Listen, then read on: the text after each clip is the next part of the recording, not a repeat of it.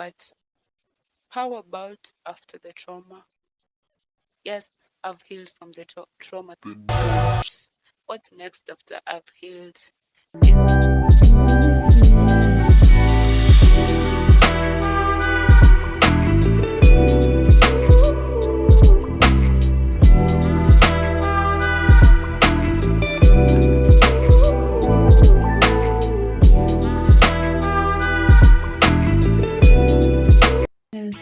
so today we'll be talking about trauma. It's something I've experienced and it's something I'd love to talk about. So hope you enjoy the video. The one thing I've learned about healing from trauma, what's next after trauma, is having the grace to accept that trauma is a journey, it's a process, and it's not linear. Just because I feel I've healed does not mean that there won't be any bad times. I'll have bad times, but because I've healed, I'll know how to handle them. That's the difference between someone who's healed from trauma and one who hasn't. So, what healing from trauma does to you is you'll know how to handle the situations better. Because healing does not mean it will end there. As I've said, the process is not linear. It's a continuous process and will continue to grow with time and with effort. So give yourself grace, allow time to do its own work as you do the work on yourself too. It was at this moment that he knew. For the next thing that I learned is that for when it comes to trauma, like you have to identify yourself away from your trauma. You have to remember that if it's something you've lived through, it has shaped your identity, beliefs, how you respond to situations. Literally, it has made you who you are, the experience. So once you've healed, it means you have to detach. You have to relearn yourself. You have to identify yourself away from trauma. Something that I know most of us overlook. We forget that the trauma was attached to us, it shaped us. So now that we've healed, how can we identify ourselves away from the trauma? How do we make our beliefs in regards to like not living in trauma anymore? How do we restore ourselves to the higher self we wanted to be minus the trauma? So the key thing is after healing from trauma, try to know yourself more. It's like pretend you're dating yourself. Get to know yourself afresh. Get to build yourself afresh. Who are you minus your trauma?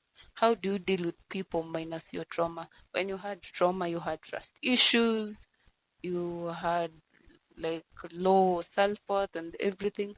Now that you do not have the trauma, do you acknowledge your self worth? Do you learn to trust people more? Do you begin identifying with new beliefs that will shape the person you wanted to become away from your trauma? That's the main focus of the trauma, and I think it has helped me a lot. Of, as we can agree, trauma, as I said in the previous section, trauma is not linear. So yes, I can claim I've healed from a few of my traumas. Some I'm still processing, and some I've outgrown or I've outhealed them. But for the ones that I've healed from, or I feel I've healed from, I'm trying to form an identity away from them. Like, who am I without the trauma? Yeah. Hope that sticks to you because that is key. If anything, if you forget else, the next thing I've found that helped is finding a purpose in something you feel you're meant to do. Aside from setting your goals, you remember setting your goals collectively lead you to a certain path, a certain person you're intending to be. So meaning there's an end vision you have for yourself that aligns with the goals you've set. Now in finding a purpose means focusing on that end vision and doing daily activities that contribute towards that. So finding your purpose means just okay, what in the collective, what would you like to do with your life? Is there anything that gives you meaning? When I say finding your purpose, that's generally what I say. Yes, you can have a career, you can have purpose on the side. Like, it doesn't, purpose does not mean career. Career is just something you're paid to do. Let's never forget that. But some people tend to find a purpose in the career they choose to do. For others, it's not like that. For most, their purpose is not even related to any career. It's just something they do out of love, out of a hobby, and they find fulfillment. Purpose is something that gives you fulfillment. For some people, it comes as volunteering at home, in homes, of which could be orphanages, animal shelters, just anything that gives you the fulfillment you'd like to feel, this thing that makes you feel like you're whole whenever you do it, that you're making a change in this world, that you're meant to be there in that moment to bring that change and to inspire another human to be a better person. Which for others, I've said for me, I can volunteer at science, homes, shelters, just anything. And then around finding your purpose, for you to align with your purpose, you have to be surrounded with people who are like minded. So if you aim for positivity in your life, surround yourself with positive people who are aimed towards building themselves for the better and for making a change in the world every day in the smallest way possible. It doesn't have to be something big. For me, that's reflected in the people I followed in social media. I think at the beginning of last year, 2023, I unfollowed a lot of people because I realized most of them were just empty. They just following them and their content. I respect their content. Content creation is a whole other work, and I respect the process they put into it, pictures, videos, whatever. But for me at the time and as per now, and as the person I'm trying to be, my higher self does not allow me to consume such content because I prefer things that are feeding my soul, feeding my purpose, feeding my vision for the future. That entails I've been looking towards trying a business, so I follow business oriented women, organizations currently, and a few people that are friends or family that I feel I resonate with what they post on a positive level. You don't have to follow everyone, you don't have to follow trends. That is the easiest way to consume toxic content. Just filter out who you interact with. And by what you surround yourself with and what you feed your soul helps you find your purpose because now genuinely you'll interact with people and things that actually complement you. So now that we've set our goals, we have to prevent backsliding or ignoring or reverting back to our old self. And that entails taking care of your well being.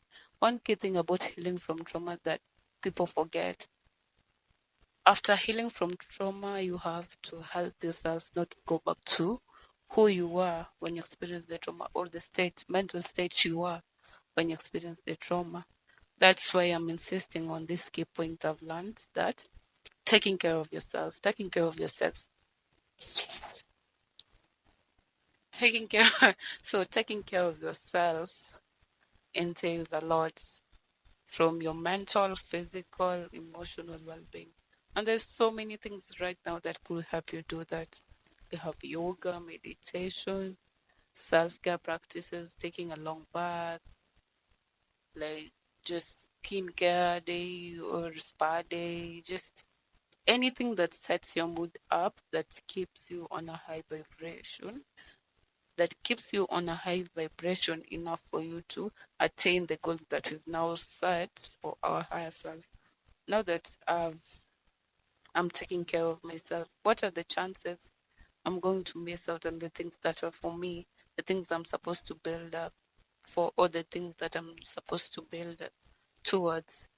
What are the chances I'm going to miss that? None, because I'm working towards them with full on mental, physical, and emotional dedication through taking care of myself.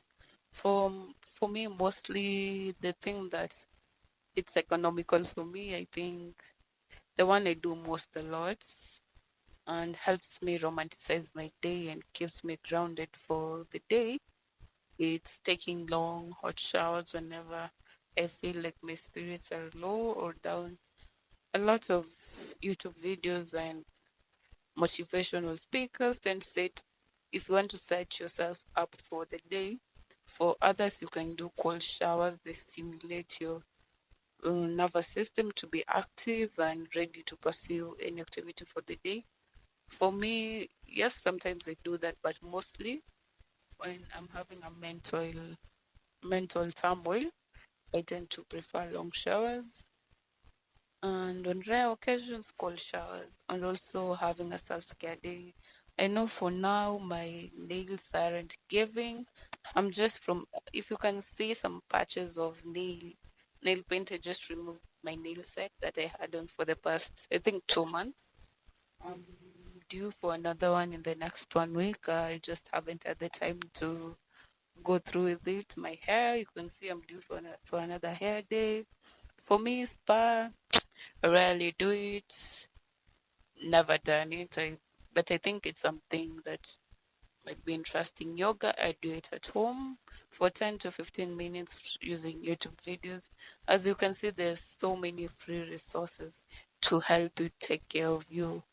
So go for it and maintain that higher state of being. Keep a high vibration. Be the you that you'd like to wake up to every day. Now that you're coming to the end of the video, there's a quote that is so like relating to what I'm talking about today, trauma and healing. And it mostly says, I am strengthened by the experiences I go through. I'm not identified by my traumas, but the future is full of possibilities. Take what you can from that quote. It only means you can only build yourself from whatever your experiences. You should never be tied down by your traumas or whatever you go through. The only thing you can do with such experiences, learn from them, grow through them, and be the best person at the end of it. Meet your higher self on the other side and be proud of yourself. So thank you for watching. Hope you enjoyed. And if you have any insights, share in the comments.